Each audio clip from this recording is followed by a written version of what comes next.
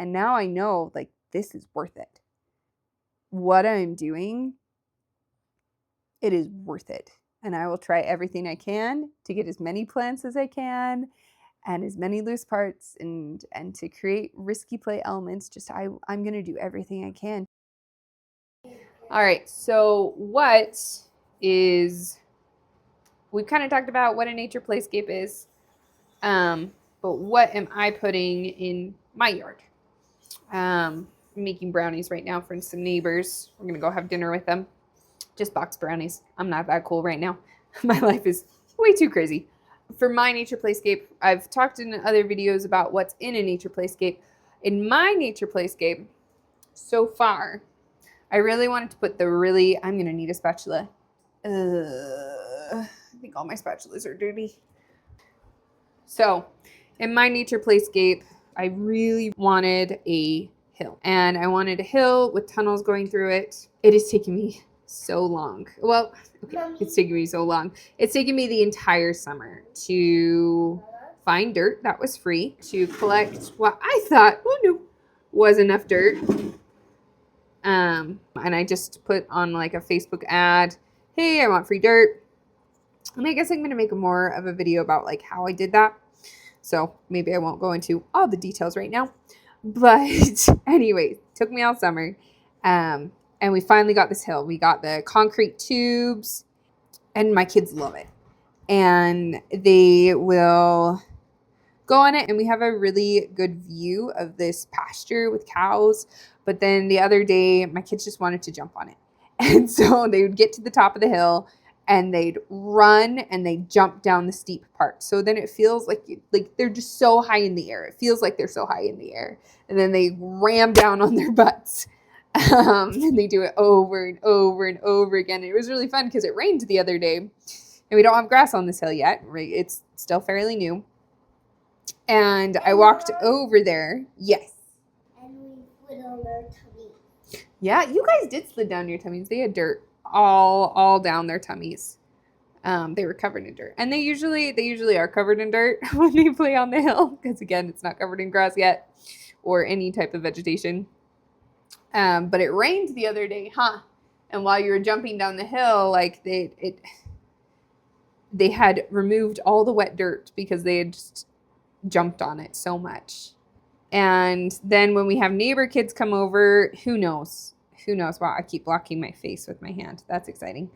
Can I look that spatula when you're done? You most certainly can, my friend. Looks pretty good. I am almost done. Let me make sure I have enough in both pans. I think I need to scoop out a little bit, but I could do that with a spoon. Oh.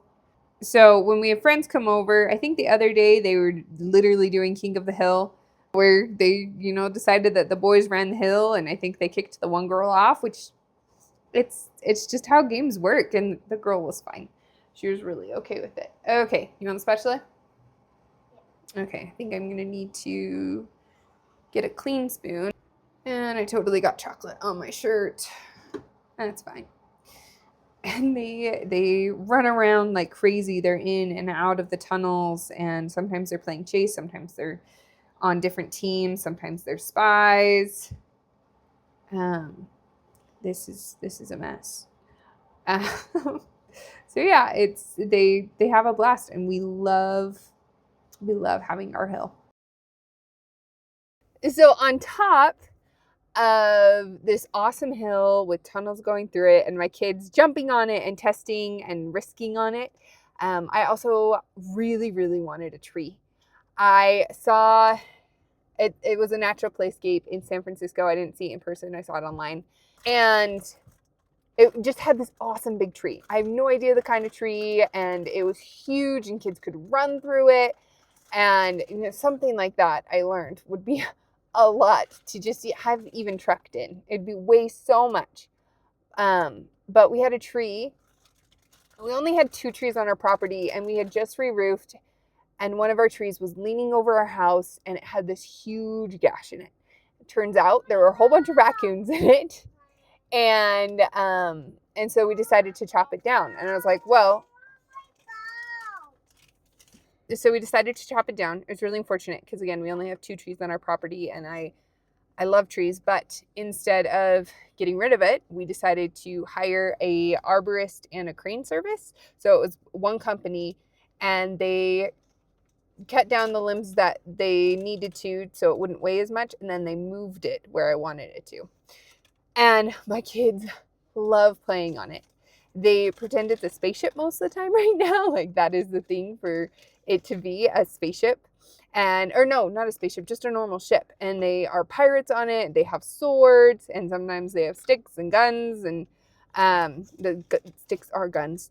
And they just have a blast. They're constantly testing themselves. So it's always fun when a new kid comes on, because they're just trying to figure out, how do I climb onto this log? They try so hard. Can I get on this top limb? And I love seeing teenagers, just all different ages, try to figure out how to get on this limb, because every single one of them takes it as a challenge. Can I get up there?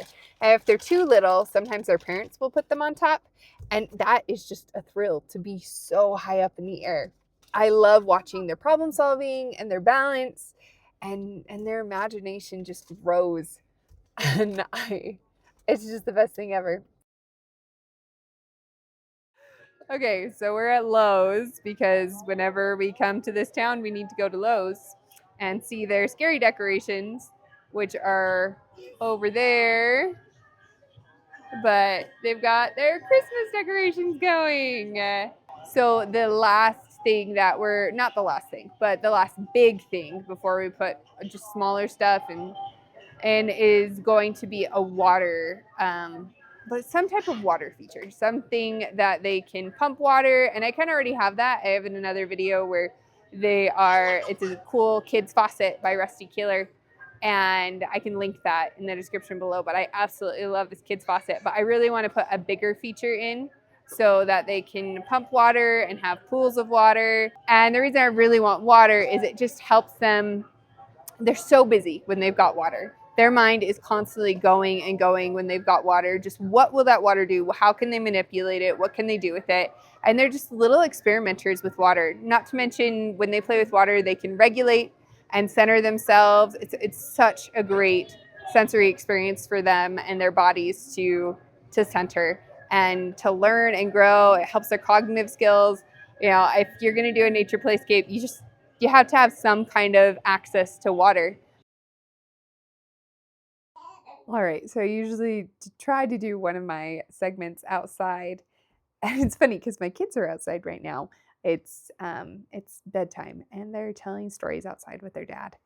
And it's so cute because my 3-year-old's making up a story. I've got my 6-month-old. Anyway, she's crawling. It's just late because we had a great time with the people we had dinner with. So I have the hill with tunnels running through it, and I have the tree that's laying down, and then the water feature. The water feature is the next one that I really, really want to try to put in my yard. I was really nervous about this playscape idea. And like, is it just for toddlers? Is it just for that preschool age? You know, you're putting a lot of work into your yard. Is it really worth it? I was really worried about that. But we decided to bless our daughter at our home, and we invited all of our family on both sides, and we're both from pretty big families. And we have a few teenagers in our extended family, but most of them are like 12 and under. And I borrowed some extra water tables. I was really excited for the dirt hill, and you know, they started getting here and it was great. And then I realized, I was like, I have no idea what the 7 to 12-year-olds are going to do. No idea. And as the day progressed, I watched the 1.5 to 3-year-olds play in the water tables. Absolutely loved it. They thought it was the best thing ever.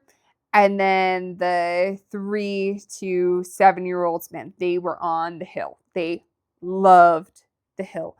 And they would go to the tree and then go back to the hill, and they were just running back and forth, just experimenting and digging and digging and digging.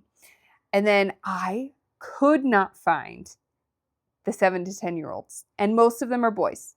I was like, where are they? And they're like a huge, we call them the horde because there's so many of them. They're all boys. They're just like, they go and they're loud, and I couldn't find them. And I have an acre property. I was like, this is bizarre because there's not very many trees. Like, you can see most of my property.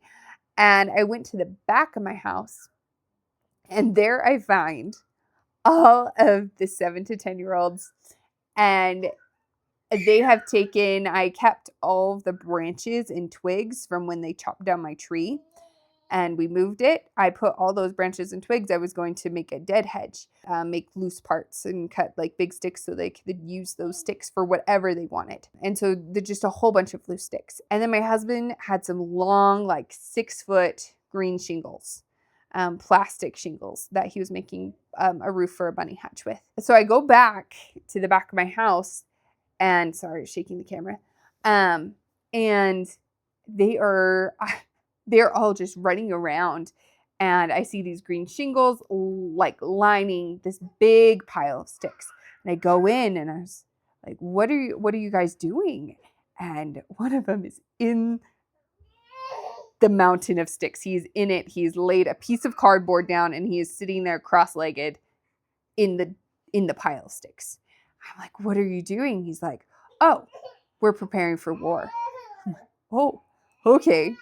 And the rest of them are running it down, and they've like flattened some of the areas of the sticks, and they're like selling things, and they've got weapons.